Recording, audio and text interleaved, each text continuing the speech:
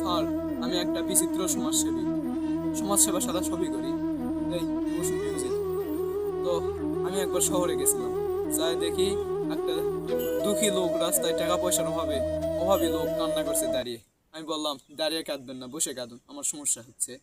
তারপর সে বসে কাঁদলো। তারপরে আমি একটা 500 লোককে বস্ত্র বিতরণ কর্মসূচি হাতে নিলাম। তা আমি 600 লোকের থেকে বস্ত্র ছিনতাই করলাম, বেশ অবশ্য ভালোই লাভ হয়েছে।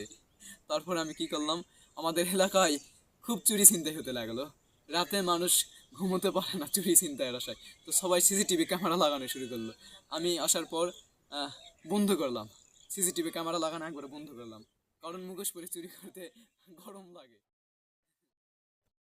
কিন্তু আমি সমাজসেবা কর্মসূচি তো করি, রক্ত শোষণ করলেও কিন্তু এবার আমি রক্তদানও কর্মসূচি করেছিলাম। 200 জনকে রক্ত দিয়েছিলাম। তো যাদের থেকে রক্ত নিয়েছিলাম তারা টাকা নিবে না, তো 50,000 টাকা পাইছি, টাকাটা আমি নিছি। তারপর আবার শহরে একদিন গেলাম। শহরে যায় দেখি শীতের সময় মানুষ, গরিব দুঃখিনী অসহায় মানুষ ফুটপাতে কি কষ্ট করে শুয়ে আছে রাতে, কম্বল নাই, খাতা নাই, সাদা ফুটপাতে শুয়ে আছে, কি কষ্টে তাদের শরীর কাঁপছে। তো হ্যাঁ, আমি থেকে খুব কষ্ট পাইলাম, তারা ফুটপাতে শুবে কেন, একটু সাইডে যায় শুবে না, মানুষের যাইতে কষ্ট হয় না।